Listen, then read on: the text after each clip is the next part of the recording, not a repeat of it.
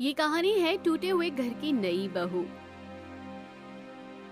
माँ जी, क्या आपने मुझे आवाज लगाई? हाँ बहू, मैंने तुझे बुलाया है। तू जरा मुझे उठाकर बाहर ले चल। वहाँ मैं तेरी थोड़ी कुछ बैठे बैठे ही मदद कर दूंगी। अरे नहीं माँ जी, आप आराम से लेटिए, आपकी तबीयत ठीक नहीं है। बहू, मुझे तेरे लिए बहुत ज्यादा बुरा लगता है। तू भी क्या सोचती होगी, मैं अभागन भी तुझे शादी के बाद कोई सुख नहीं दे पाई। माँ जी, आप बिल्कुल भी चिंता मत कीजिए, आपकी तबीयत वैसे भी ठीक नहीं है। क्या हुआ माँ, उठ क्यों नहीं रही हैं? कुछ नहीं बहू, बड़ी जोरों की ठंड लग रही है। रुको माँ, मैं कम्बल लाती हूँ। आपको बुखार के कारण इतनी जोर की ठंड लग रही है। तू मेरा कितना ध्यान रखती है। मैंने आज बहू का कुछ सुख जाना है, वरना अपनी बड़ी बहू का तो कोई भी सुख नहीं जाना है। अच्छा माँ, मैं अभी आती हूँ। कहाँ जा रही है बेटी? अरे माँ, घर में कुछ भी खाने के लिए नहीं है, इसलिए मैंने पड़ोस में शांता भाभी से बात की थी। उन्होंने कहा है कि मेरा अनाज साफ करवा देना, उसके बदले वो मुझे कुछ अनाज दे देंगी। तुम शांता के यहाँ काम करने जाओगी तो क्या अच्छा लगेगा? तुम भी क्या सोचती होगी कि मैं कहाँ आकर फंस गई? ऐसा कुछ नहीं है माँ, हर किसी को अपने भाग्य का ही मिलता है ना। कभी किसी को अपने भाग्य से कम मिलता है और ना ही ज्यादा। इसलिए मैं कभी इस बात का दुख नहीं मानती, बल्कि मैं तो ये सोचती हूँ कि मैं अपने पति और आपके बेटे की परेशानियों को कैसे कम कर सकूं। अरे, तुम्हारे जैसी लक्ष्मी बहू तो कहीं लाखों में ही एक मिलती है। अच्छा माँ, मैं अभी चलती हूँ। अगर ये काम से आए तो इनको कह देना कि मैं पड़ोस में हूँ। अरे आ गए आप, थक गए होंगे। थोड़ा सा दूध रखा है, आधा कप चाय बना देती हूँ, जिससे थोड़ी थकावट दूर हो जाएगी। अरे उसमें थोड़ा सा पानी डाल लेना, जिससे हम दोनों ही आधी आधी कप पी लेंगे। आपको मेरा बड़ा ही ख्याल रहता है। तब तक आप आ जाओ, माँ जी के पास बैठो। उनकी तबीयत बिल्कुल भी ठीक नहीं है। तुम्हारा ख्याल इसलिए रहता है क्योंकि आज के जमाने में पति की परिस्थितियों को इतना समझने वाली बीवी ढूंढने से भी नहीं मिलती है। अच्छा आप जाओ, मैं चाय बना कर लाती हूँ। ठीक है चंपा।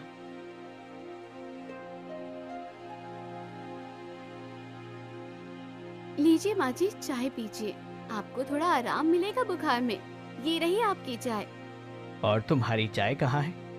आपने पी ली यानी मैंने पी ली, बस यही मानिए। अरे ये भी कोई बात हुई क्या भला? अरे, मैं आज शांता ताई के घर जब अनाज साफ करने गई थी तो उन्होंने मुझे एक बढ़िया सी चाय पिलाई थी। अच्छा, आप ये बताइए कि आपको कोई काम मिला कि नहीं? हाँ बेटा, मैं भी आज पूरे दिन प्रभु से यही प्रार्थना कर रही थी कि मेरे श्याम बेटे को कोई अच्छा काम मिल जाए। अरे माँ, अब क्या बताऊं मैं। कोशिश तो पूरी कर रहा हूँ, लेकिन फिर भी कोई अच्छा काम हाथ नहीं लग रहा है। वैसे अभी कुछ दिन काम चलाने लायक काम तो मिल गया है। फिर तो अच्छी बात है, कुछ दिन के लिए ही सही हमारी परेशानी तो दूर होगी। और वैसे भी मैंने शांता ताई से बात कर ली है, उन्होंने मुझे और भी जगह अनाज साफ करने का काम दिलाने का वादा किया है। बहू, तू ऐसे जगह जगह काम करने जाती है, मुझे बिल्कुल भी अच्छा नहीं लगता। एक समय हुआ करता था जब मेरे घर में काम वाले हुआ करते थे, और आज मेरी बहू कहीं काम करने जा रही है। इतना कहकर इमरती देवी फूट फूट कर रोने लगती है। अरे माँ, तुम रोती क्यों हो? मैं हूं ना तुम्हारा बेटा। तू तो है मेरे लाल, लेकिन उसको भी तो मैंने ही जन्म दिया है। फिर वो कैसे इतना निकम्मा निकल गया कि अपने पिताजी के जाने के बाद अपने भाई माँ को भूलकर सब कुछ अकेले ही हड़प लिया। माँ तुम रो मत, तुमको वैसे ही बुखार आ रहा है, अभी और तबीयत खराब हो जाएगी। तुम अब आराम से सो जाओ, मैं कल सुबह तुमसे बात करूंगा।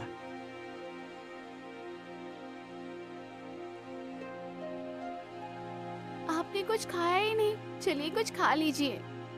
नहीं चंपा, मेरा कुछ भी खाने का मन नहीं है।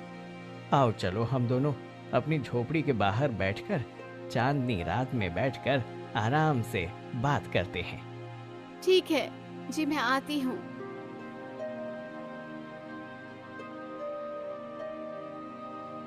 अरे चंपा, तुम भी ना मुझे कितना प्रेम करती हो। इस चांदनी रात जितना ही। मैं आपसे एक बात पूछूं? हाँ चंपा, पूछो ना। ऐसी भी क्या बात है जो तुमको इतना सोचकर पूछना पड़ रहा है? नहीं नहीं जी, ऐसी कोई बात नहीं है जी। माँ जी की कभी मैं किसी बात का बुरा नहीं मानती हूँ, और माँ जी भी क्या, वो मुझसे कभी कुछ भी नहीं कहती हैं। तो भला और क्या बात है चंपा? जी मैं बस यही जानना चाह रही थी कि क्या आपके कोई सगे भाई भी हैं क्या? क्योंकि माँ जी के मुंह से कई बार बातों बातों में उनका जिक्र सुना है। हाँ चंपा, मेरे एक बड़े भाई हैं। चलो आज मैं तुम्हें पूरी बात बताता हूँ। हमारे पिताजी एक गांव के सबसे धनवान लोगों में से एक थे। फिर एक दिन महामारी के चलते हमारे पिताजी की मृत्यु हो गई। और फिर क्या हुआ? फिर भाभी के कहने पर भैया ने सारी जायदाद अपने नाम करवा ली। और उनका कहना है कि पिताजी का सारा सब कुछ उन्हीं का है। जिस बड़ी सी कोठी में वो आज रहते हैं ना, वो भी पिताजी की ही बनवाई हुई है। अच्छा, वो एक बड़ी सी कोठी में रहते हैं और हम यहाँ? चंपा, इस जगह जहाँ हमारी झोपड़ी है, इस जगह तो हमारे जानवर बंधा करते थे, लेकिन सब ऊपर वाले का कर्म है। आप बिल्कुल भी दुखी ना हो। अगर हमारे भाग्य में भी कोठी में रहना लिखा है तो उसे कोई नहीं मिटा सकता। और ऊपर वाले का कर्म नहीं, कर्म तो हमारा ही होगा, तो जो हम इस जन्म में भोगना पड़ रहा है। लेकिन अब हम कुछ भी ऐसा नहीं करेंगे जिससे हमें आगे कुछ और ऐसी परिस्थिति का सामना करना पड़े। तुम कितनी समझदार हो चंपा। तुम्हारे जैसी पत्नी पाकर मैं धन्य हो गया।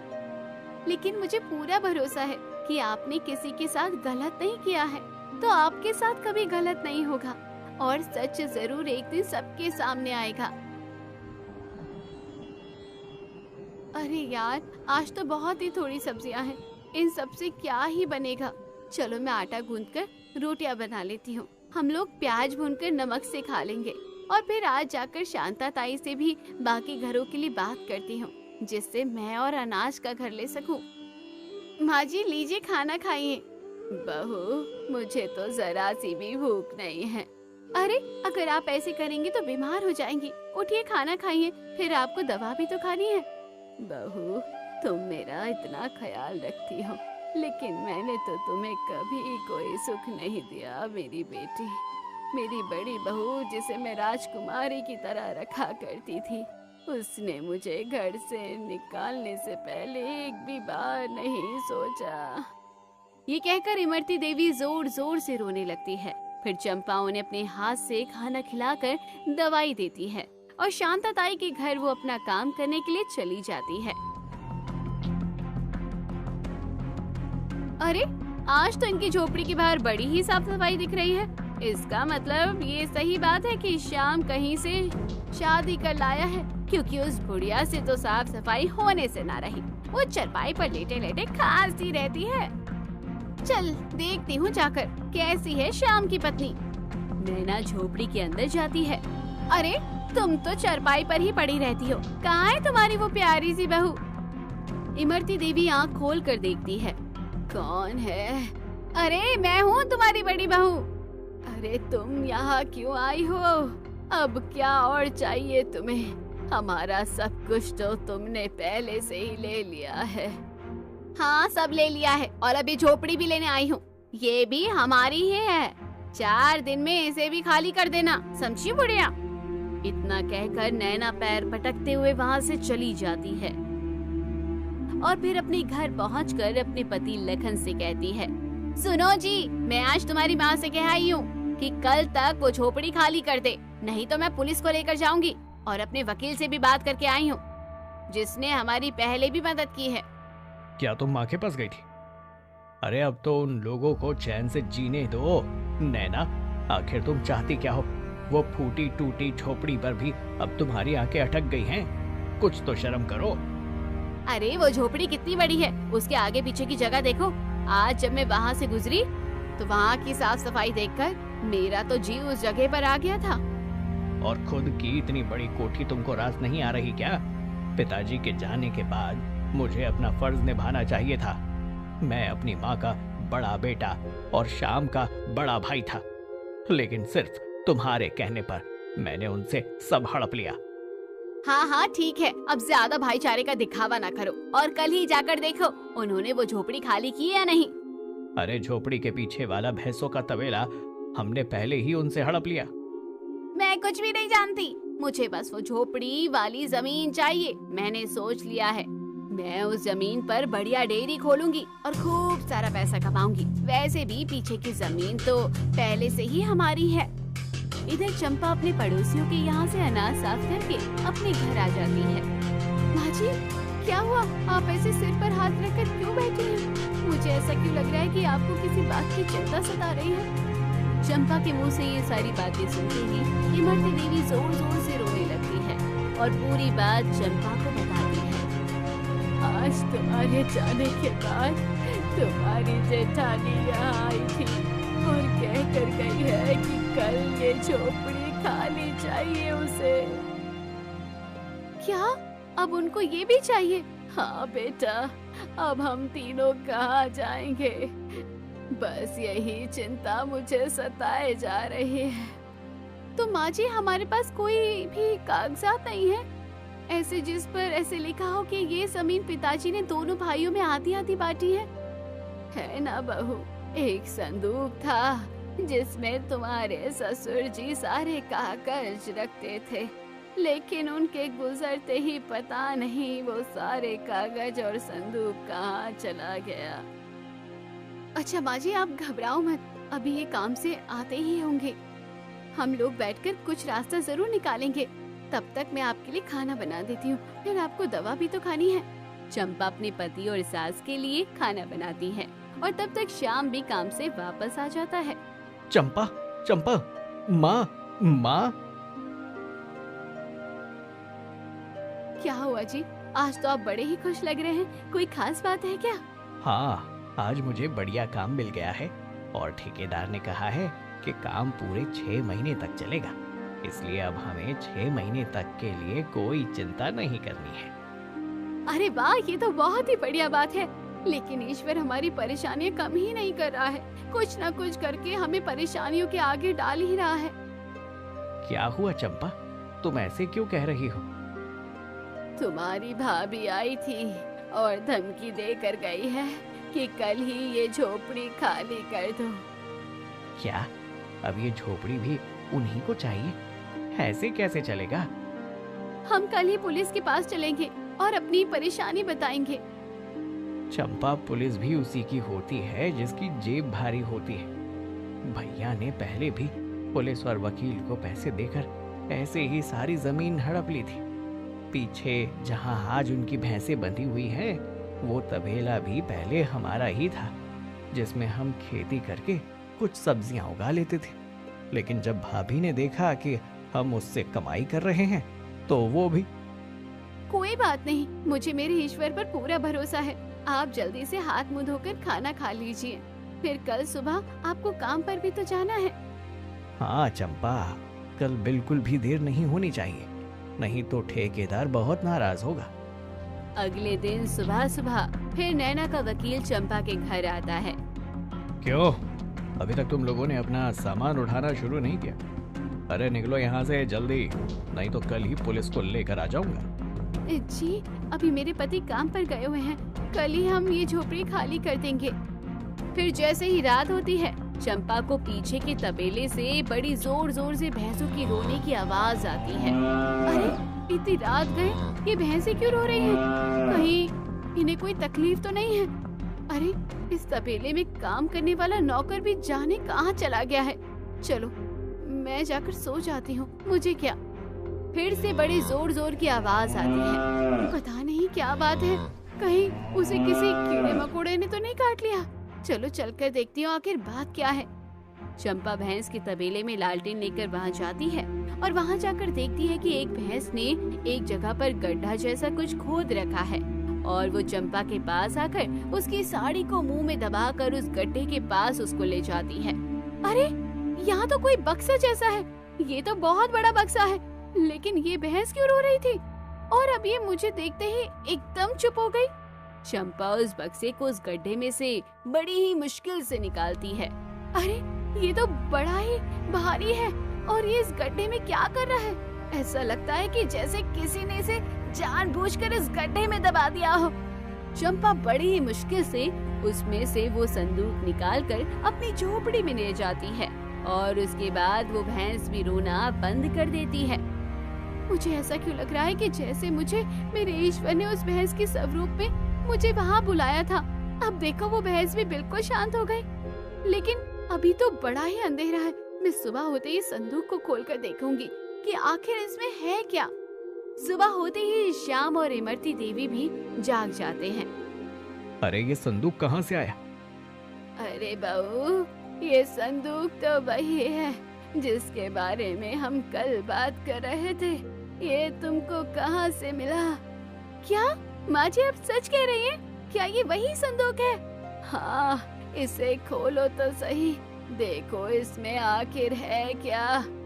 चंपा जल्दी से संदूक खोलती है और देखती है उस संदूक में कुछ पुराने कागज हैं। हाँ बेटा, ये वही कागज हैं जो तेरे पिताजी के हाथ के लिखे हुए थे, जिसमें उन्होंने अपने दोनों बच्चों के लिए बराबर जायदाद की हिस्सेदारी लिखी थी। क्या माँ, सच में ये वही कागज हैं क्या? लेकिन चंपा, तुमको ये संदूक कहाँ से मिला?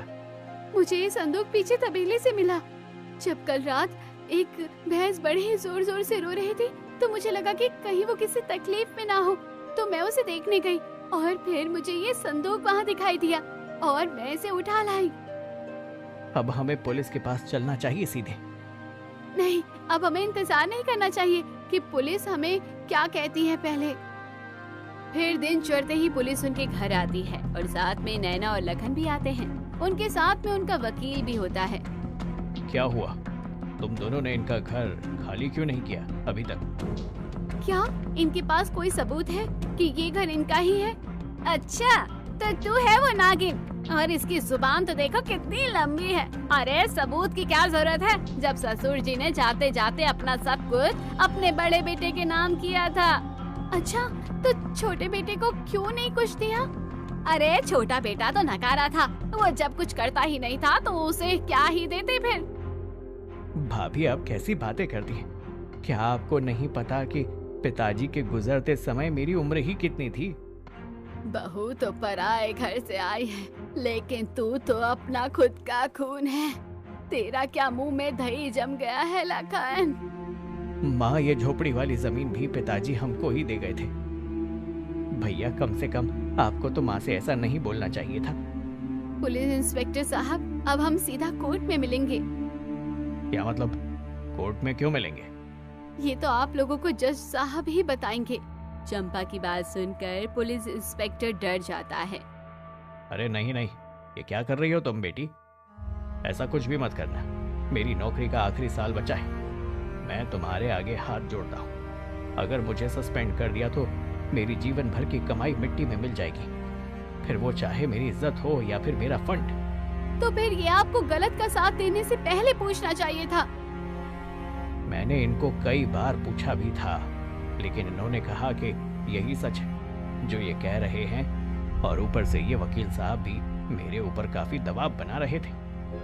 तो आप अभी के अभी मेरे सामने खड़े भाई और भाभी से पूछिए, क्या ये जेल जाना पसंद करेंगे या फिर ये स्वीकार करेंगे कि पिताजी ने हमको बराबर का हिस्सा दिया था? नहीं नहीं, हमें जेल नहीं जाना है। तुम लोग अपना हिस्सा ले लो और हमें अपने हिस्से में हम खुश हैं। नहीं नहीं भाभी, अब तो हिस्सा बराबर ही का होगा। जिस कोठी में आप रह रही हैं उसमें भी, और जो सारे खेत आपने हमसे हड़पे हैं उसमें भी। हाँ हाँ, मैं देने को तैयार हूँ, लेकिन तुम्हें कैसे पता चला कि पिताजी हमें आधा आधा हिस्सा देकर गए थे? तभी इमरती देवी वहीं संदूक उठा कर लाती है, जिसे देख लखन और नैना चौंक जाते हैं। अरे ये संदूक आपको कहाँ से मिला? ये मेरी छोटी बहू की ईश्वर की प्रति श्रद्धा और दिन रात की मेहनत का परिणाम है। जो किसी के साथ गलत नहीं करते, ईश्वर भी उनके साथ कभी गलत नहीं करता। ये उसी के विश्वास का परिणाम है। क्यों लखन और नैना, तुम पहचानते हो इस संदूक को? हाँ, मैंने ही ये संदूक पीछे तबेले में छुपाया था। अच्छा, तो तुम दोनों को अब मैं सजा दिलवाऊंगा, और इस वकील को भी। नहीं नहीं, इन्हें अपनी गलती का एहसास है। हमारे लिए वही बड़ी बात है। बस अब हमें हमारा हिस्सा चाहिए। तो दोस्तों, कहानी यही खत्म हुई। कैसी लगी कमेंट बॉक्स में जरूर बताइए। चैनल को अभी तक सब्सक्राइब नहीं किया तो जरूर कर लीजिए।